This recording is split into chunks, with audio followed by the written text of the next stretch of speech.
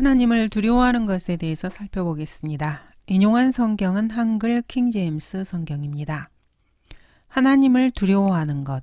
이 주제는 지난 400~500년 동안의 사람들의 흥미를 이끌어냈습니다. 성경을 믿는 그리스도인들에게는 마땅히 두려워해야 할 것이 있고 결코 두려워해서는 안 될 두려움이 있습니다. 성경의 주제 중에서 가장 소중한 것 중에 하나가 두려워 말라는 것입니다. 두려워 말라는 표현은 성경에 50번 정도 나옵니다. 몇 가지 예를 들어보도록 하겠습니다. 창세기 15장 1절입니다. 주의 말씀이 환상 중에 아브라함에게 임하여 말씀하시기를 아브라함아 두려워 말라 나는 너의 방패라 너의 지극히 큰 상인이라 하시니라. 주께서 그 밤에 그에게 나타나시어 말씀하시기를 나는 내 아비 아브라함의 하나님이라 두려워 말라 내 종 아브라함을 위하여 내가 너와 함께 있으며 너에게 복을 주고 내 씨를 번성케 하리라 하시더라. 이것은 주님께서 아브라함의 아들 이삭에게 하신 말씀입니다. 주님께서는 아브라함에게도 두려워 말라고 하셨고 그의 아들 이삭에게도 두려워 말라고 말씀하셨습니다. 하나님께서 육신의 몸으로 이 땅에 인간 아기로 태어나셨을 때 그 고을의 목자들에게 천사가 나타나서 두려워 말라 보라 이는 내가 너희에게 큰 기쁨의 좋은 소식을 알림이니 이것은 모든 백성을 위한 것이라고 말씀합니다. 예수님께서도 제자들에게 적은 무리야 두려워 말라 너희에게 그 왕국을 주시는 것이 너희 아버지의 참된 기쁨이니라고 말씀하시면서 두려워 말라고 명령하십니다. 하나님께서는 직접적으로 은혜의 복음을 계시해 주신 바울에게도 말씀하셨습니다. 바울아 두려워 말라 내가 반드시 카이사 앞에 서야 하리라. 그러므로 보라 하나님께서는 너와 함께 항해하는 모든 사람들을 너에게 주셨느니라고 하였느니라. 주 예수 그리스도께서는 요한에게 나타나셔서 그에게도 동일한 말씀을 하십니다. 내가 그를 보자 죽은 것처럼 그의 발 앞에 엎드러지니 그가 내게 오른손을 얹고 나에게 말씀하시니라. 두려워 말라. 나는 처음과 마지막이요. 이렇게 주님께서는 여러 곳에서 두려워 말라고 말씀하십니다. 요한복음 6장에서는 내니 두려워 말라고 말씀하셨습니다. 이렇게 주님은 두려워하지 말라고 여러 가지 표현으로 명령하고 계십니다. 그렇지만 구원받지 못한 사람들은 두려움을 반드시 가져야 할 때가 있습니다. 구원받은 성도 역시 두려움을 가져야 할 때가 있습니다. 안심해야 할 것과 두려워하지 말 것, 이런 것과 관련된 글을 썼던 사도 바울은 두려움과 떨림으로 너희 구원을 온전히 이루라. 이는 너희 안에서 역사하시는 분은 하나님이시니 라고 말하면서 두려움을 강조하고 있습니다. 요한도 요한일서 4장에서 온전한 사랑은 두려움을 쫓아내느니라. 이는 두려움에는 고통이 있음이라. 두려워하는 자는 사랑 안에서 온전해지지 못하느니라고 말하고 있습니다. 요한은 자신의 구원을 잃어버릴까 봐 안절부절하면서 염려하는 성도들을 대상으로 이 서신서를 썼습니다. 성도라면은 염려할 필요가 없는 두려움이 있습니다. 그것은 바로 히브리서 3장, 6장, 10장, 베드로후서 혹은 사도행전 2장, 마태복음 등을 인용해서 이단들이 나타나 구원을 잃어버릴 수 있으니 행위로 조심하라고 말하는 그러한 두려움은 결코 두려워할 필요가 없습니다. 하나님의 백성, 성도들이 결코 두려워하지 않아도 되는 것은 자신의 구원에 대해서 의심하고 지옥에 갈까 봐 의심하면서 걱정하는 것입니다. 요한일서 4장에서는 그분이 그러하신가 같이 우리도 이 세상에서 그러하기 때문이라고 말씀하고 계십니다. 거듭난 하나님의 자녀들은 그 사랑하시는 이 안에서 우리를 받아들이시어 그 은혜의 영광을 찬양케 하려 하심이라고 기록하고 있기 때문에 지옥에 갈까 봐 두려워할 필요가 전혀 없습니다. 여러분이 그리스도인이라면은 그 사랑하시는 이, 즉 주 예수 그리스도 안에서 이미 하나님께 받아들여진 사람들이기 때문입니다. 이렇게 우리의 사랑이 온전해졌나니 이는 우리로 심판날에 담대함을 가지게 하려는 것이라. 이는 그분이 그러하신가 같이 우리도 이 세상에서 그러하기 때문이니라. 사랑 안에는 두려움이 없나니 온전한 사랑은 두려움을 쫓아내느니라. 이는 두려움에는 고통이 있음이라. 두려워하는 자는 사랑 안에서 온전해지지 못하였느니라. 세상 사람들, 특히 명상을 하는 사람들, 불교도 힌두교도들은 이러한 구절을 성경적 맥락에서 빼내서 두려움을 건강하지 못하고 부정적인 상태라고 생각하면서 하나님에 대해서도 두려워하지 말아야 할 것처럼 주장을 합니다. 이는 하나님을 거짓말쟁이로 만드는 사탄의 가르침입니다. 시편 111편 10편에서는 주를 두려워함이 지혜의 시작이라고 말씀하고 있습니다. 욥기 28장에서는 주를 두려워함이 곧 지혜요라고 말씀합니다. 사무엘하 23장에서도 사람을 다스리는 자는 공의로워야 하며 하나님을 두려워함으로 다스려야 한다고 말씀하고 계십니다. 인간이 하나님을 두려워해야 하는 것은 마땅한 일입니다. 그런데 이런 하나님에 대한 두려움을 부정적인 감정으로 생각하고 두려움 외에는 그 무엇도 두려워해서는 안 된다고 주장하는 인간의 사상은 하나님을 대적하는 사탄적인 사상입니다. 현대의 인본주의자들은 요한 1서에 온전한 사랑엔 두려움이 없다는 가르침을 오해해서 오직 사랑뿐 두려움은 없다 이렇게 곡해하고 있습니다. 이들은 로마서 3장 18절에 따라서 하나님을 두려워할 줄 모르는 사악한 자들이라는 것이 이들의 특징입니다. 그들의 눈앞에는 하나님을 두려워함이 없도다라고 하였느니라. 이들은 하나님을 두려워하지 않습니다. 이들은 완전히 타락했고 마귀에게 넘겨진 자들입니다.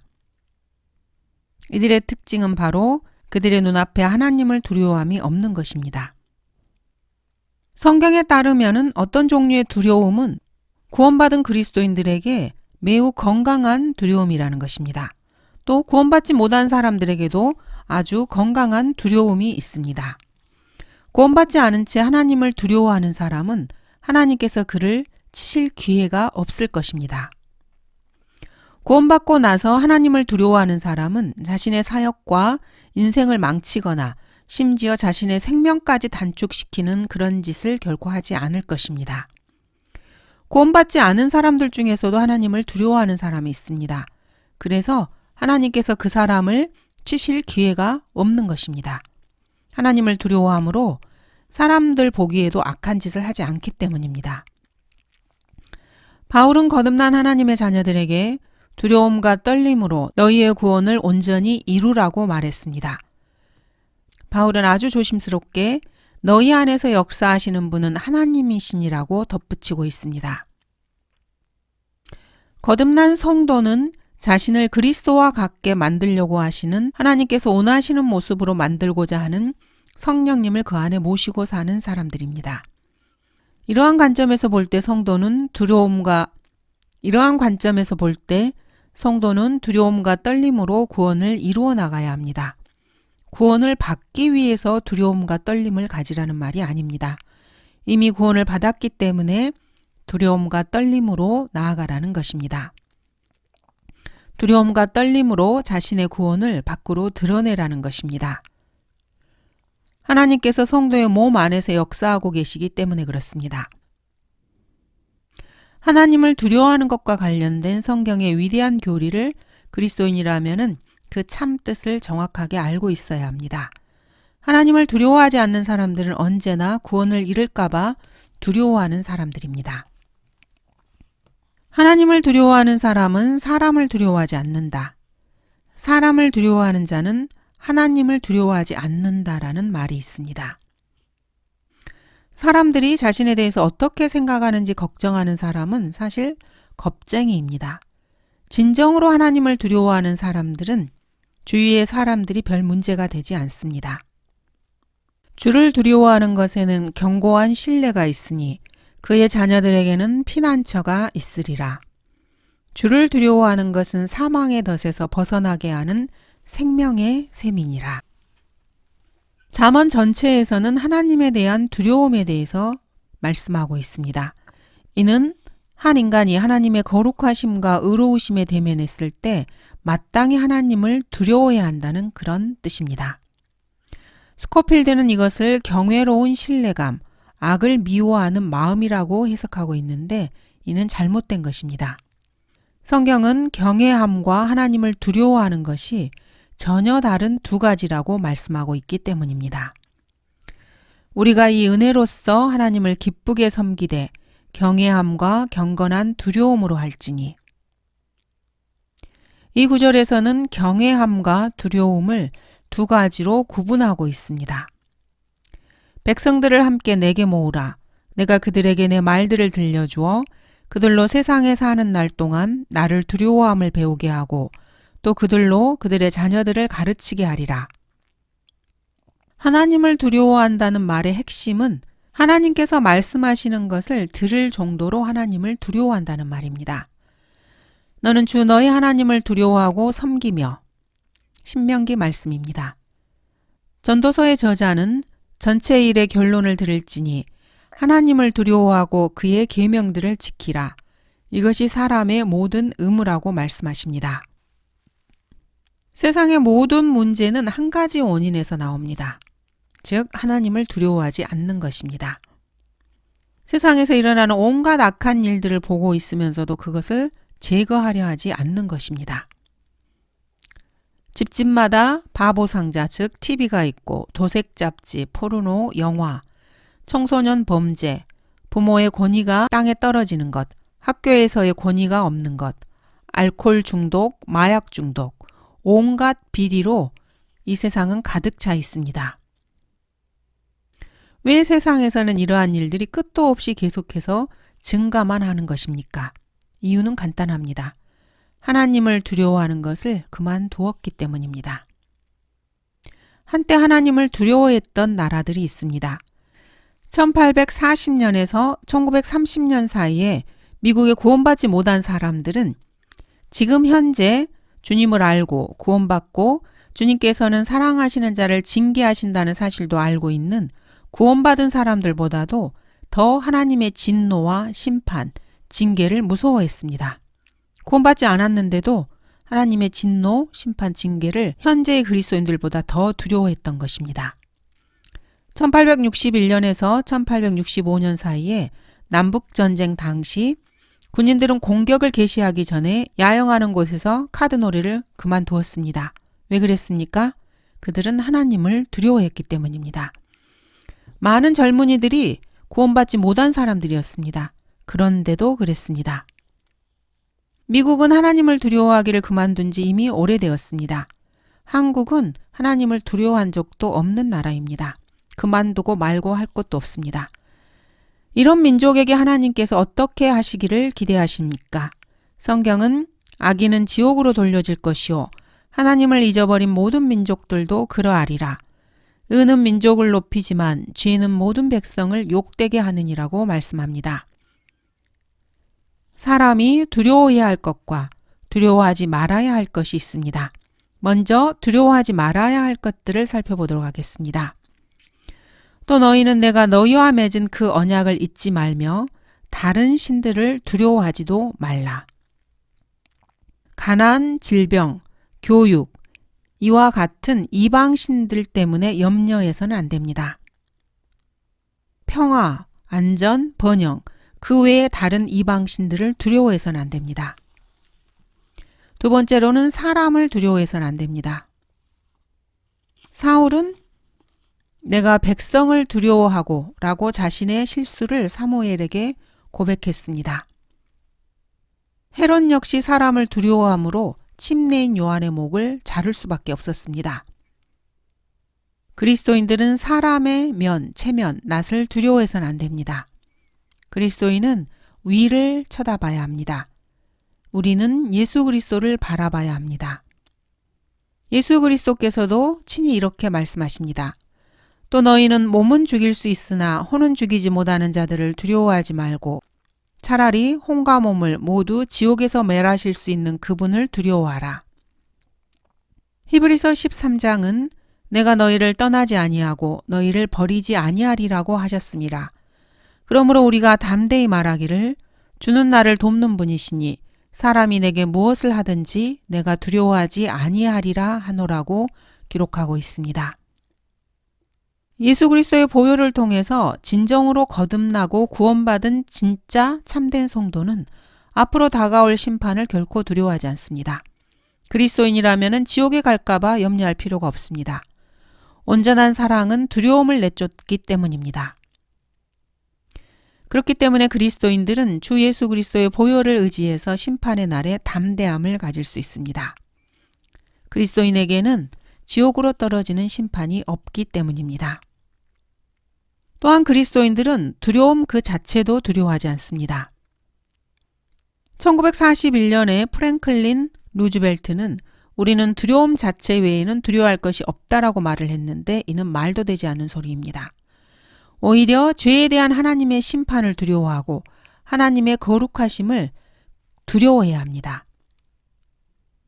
구원받지 못한 사람이 두려워해야 할 것들입니다. 또 너희는 몸은 죽일 수 있으나 혼은 죽이지 못하는 자들을 두려워하지 말고 차라리 혼과 몸을 모두 지옥에서 멸하실 수 있는 그분을 두려워하라. 환난과 고난은 구원받지 못하고 믿지 않는 사람들을 두렵게 할 수 있습니다. 하지만 주 예수 그리스도의 보혈을 통해서 구원받은 성도는 땅에 속한 모든 두려움을 주께 맡겨야 합니다. 베드로는 너희의 염려를 다 하나님께 맡기라. 이는 그분께서 너희를 돌보심이라고 기록하고 있습니다. 주 하나님에 대한 거룩한 두려움만이 유일하게 바람직한 두려움입니다. 당신은 사람들을 망치고 있고 하나님을 두려워하라고 가르침으로써 사람들로 하여금 하나님을 두려운 존재로 인식하게 하고 있어요. 이렇게 말할 수 있습니다. 그러나 하나님을 향한 두려움은 일생을 통해 가질 수 있는 가장 건강한 두려움입니다. 사람들은 자동차 사고가 두려워서 자동차 보험을 듭니다. 또 병에 걸리는 것이 두려워서 건강관리에 유의합니다. 또 결혼하지 못하게 될까봐 염려해서 다른 사람들에게 잘 보이고자 합니다. 또 어떤 사람은 결혼하게 될까봐 두려워하기도 합니다. 그러면서도 사람들은 부정적인 설교로 인한 심리적 피해를 호소하기도 합니다. 지옥에 대한 성경 구절이 어린아이들을 겁먹게 한다고 주장하기도 합니다. 어떤 사람들은 늙는 것을 두려워합니다. 어떤 사람들은 암에 걸릴까봐 두려워하기도 하고 백혈병에 걸릴까 두려워하기도 합니다. 또 임금 인상이 되지 않을까봐 두려워하기도 하고 어떤 사람들은 피부가 까맣게 탈까봐 걱정하기도 합니다. 인간은 사실 자신의 전 생애를 살펴보면 두려움으로 가득 차 있습니다. 그러면서도 어떻게 성경대로 믿는 그리스도인들에게 두려움이 건강하지 못한 마음이라고 말할 수 있는 것입니까? 노후가 걱정되기 때문에 사람들은 노후 생계보험을 듭니다. 집이 불타 없어질까봐 두려워서 화재보험을 들기도 하고 자동차 사고가 두려워서 자동차 보험을 듭니다. 그러면서도 하나님을 두려워하는 것은 옳지 않다고 말합니다. 이게 어떻게 된 영문입니까? 사람들은 거룩하시고 의로우신 하나님, 우주 공간에 별들을 만드시고 은하수를 만드셨고 성운, 그리고 인간을 만드시고 생명을 주시며 지금까지 먹이시고 입히시고 수만의 자비를 베푸시고 모든 끔찍한 재난에서 구해주신 하나님만은 두려워하지 않습니다. 인생에서 일어날 수 있는 온갖 일들을 두려워하면서 결코 하나님만은 두려워하지 않는 것입니다. 결코 하나님 한 분만은 두려워하지 않는 것입니다. 암에 걸릴까봐 두려워하고 성경대로 믿는 설교자들을 광신자라고 몰아붙이기도 합니다. 너희는 주 너희 하나님을 따르며 그분을 두려워하고 그분의 계명들을 지키며 그의 음성에 복종하고 또 너희는 그분을 섬기며 그분께 밀착할지니라. 모든 사람을 존경하고 형제를 사랑하며 하나님을 두려워하고 왕을 존경하라. 시몬 베드로가 그리스도인들에게 주는 권면입니다. 주를 두려워하는 너희여 그를 찬양하라. 그를 영화롭게 하라. 그를 두려워할지니라. 다윗 역시 이러한 권면을 주고 있습니다. 사도행전 9장에 보면은 은혜 아래 있는 지역교회 신약 성도들이 주를 두려워함과 성령의 위로 가운데서 행했고 그 결과 교회 회원의 수가 늘었다고 말씀합니다. 코넬료 역시 하나님을 두려워했던 사람이었습니다. 하나님을 두려워함으로 거룩함을 온전히 이루어 육과 영의 모든 더러움에서 우리 자신을 깨끗하게 하자고 바울은 권면하고 있습니다. 하나님을 두려워하지 않는 사람은 그리스도인이 아닙니다. 그 사람이 아무리 학식이 뛰어나고 종교적이며 겉으로 보기에 경건해 보여도 결코 그리스도인이라고 할 수 없습니다. 그렇다면 하나님을 두려워한다는 것은 무슨 말입니까? 성령님께서는 이렇게 정의하고 있습니다. 바울은 당시의 은사주의자들에게 고린도전서에서 이렇게 말했습니다. 만일 누구든지 자기를 선지자나 영적인 사람으로 생각한다면 내가 너희에게 쓰는 글들이 주의 명령들임을 인식해야 할 것이라. 바울이 말한 대로 성경 말씀을 저는 그대로 인용할 뿐입니다. 이것은 결코 제 개인적인 의견이 아닙니다. 성경이 정의하는 주를 두려워함이 무엇인지 알아보도록 하겠습니다. 첫 번째, 주를 두려워한다는 것은 악을 미워하는 것입니다. 인본주의적인 상대주의자들은 선과 악이 결국에는 같은 것이라고 주장합니다. 그들은 악을 선이라 하고 선을 악이라고 하며 모든 것은 바라보는 사람의 시각에 달려있기 때문에 악이라는 것은 사실 존재하지도 않는다고 주장합니다. 이 사람들의 문제는 자신들의 눈에 하나님을 두려워하는 것이 없다는 점입니다. 선과 악의 차이를 알지 못하면서 어떻게 악을 미워할 수 있겠습니까? 주를 두려워하는 것은 악을 미워하는 것이라. 이것이 바로 성령님께서 정의하신 첫 번째 주님을 두려워하는 것의 정의입니다. 이와 다르게 주님을 두려워하는 것을 정의하는 것은 더러운 영이 역사하는 것입니다. 두 번째로 주를 두려워함이 지혜의 시작이라고 시편은 말씀하십니다. 지혜라고 하는 것은 세상에서 제공하는 고등학교 교육으로 시작되지 않습니다. 학교 교육으로 지혜를 얻는 것이 아닙니다. 지혜는 대학 교육을 받는다고 해서 생기는 것도 아니고 물리학을 전공한다고 해서 지혜롭게 되는 것도 아닙니다. 아인슈타인의 상대성 원리를 배운다고 해서 지혜를 얻는 것이 아닙니다. 주님을 두려워하는 것이 바로 지혜의 첫 발걸음, 지혜의 시작입니다. 하나님을 두려워하는 것을 배우지 못한 인간은 사실은 그 어떤 것도 제대로 배우지 못한 사람입니다. 세 번째로 소유가 적어도 주를 두려워하는 것이 큰 재물로 인하여 고뇌하는 것보다 나으니라. 주를 두려워함은 그의 보배로다. 하나님을 두려워한다는 것은 아주 귀중한 일입니다. 금이나 은보다 더 가치가 있습니다. 하나님을 두려워함으로 인해서 금과 은으로는 해결할 수 없는 문제를 해결할 수 있고 그러한 문제에서 해방되기 때문입니다. 속지 말라. 하나님은 우롱당하지 아니하시느니라. 이는 사람이 무엇을 심든지 그대로 거둘 것이기 때문이라. 자신의 육신에 심는 자는 육신으로부터 썩은 것을 거두고. 바울은 하나님을 두려워하지 않는 자들이 심은 대로 거두게 된다고 경고하고 있습니다. 심은 대로 그것을 거둘 때 돈으로도 어떻게 할 수가 없습니다. 15년간 포트워드에서 고속도로 순찰 대원으로 일하다가 목회자가 된 사람이 있습니다. 그분이 러크만 목사님께 이렇게 말했습니다. 러크만 형제, 내가 고속도로 순찰 대원이었을 때 15년간 고속도로를 순찰하면서 자살을 시도하는 사람들을 수없이 보았다네. 한적한 고속도로에 차를 세워놓고 차 안에 일산화탄소를 가득 채우게 해놓았더군. 그런데 놀라운 게 하나 있는데 그렇게 발견된 자동차의 대다수가 캐딜락, 링컨 컨티넨털, 메르세데스 벤츠였다는 거였지. 1년에 수십만 달러 이상의 수입을 올리는 사람들이 고속도로에서 스스로 목숨을 끊으려고 하는 것입니다. 이 가련한 죄인들에게는 참된 보배가 없었던 것입니다. 주님께서는 주를 두려워하는 것이 성도의 참된 보배라고 말씀하셨습니다. 네 번째로 주를 두려워하는 것은 사망의 덫에서 벗어나게 하는 생명의 셈이니라. 탐험가 폰세 데레오는 젊음의 셈을 찾기 위해서 파리와 모기가 들끓는 벵골 보리수, 삼나무, 고무나무 이런 그루터기로 뒤덮인 늪에서 영원한 생명을 찾아 헤맸습니다. 그러나 주를 두려워하는 것이 죽음의 덫에서 벗어나게 하는 바로 생명의 샘입니다. 주를 두려워함은 순결하여. 주를 두려워함으로 인해서 정결하게 되고 자신의 행실에 주의하게 된다고 다윗은 말합니다. 다윗이 지속적으로 주님을 두려워했다면 밧세바를 아내로 취하기 위해서 그 남편을 죽게 하지 않았을 것입니다. 다윗은 어떻게 하다가 그러한 문제에 휘말려서 악한 죄를 저지른 것입니까? 일시적이긴 했지만은 다윗이 하나님을 두려워하지 않았기 때문입니다. 주를 두려워한다는 것은 부정적이거나 파괴적인 감정이 아닙니다. 죄책감을 주는 것이 주를 두려워하는 것도 아닙니다.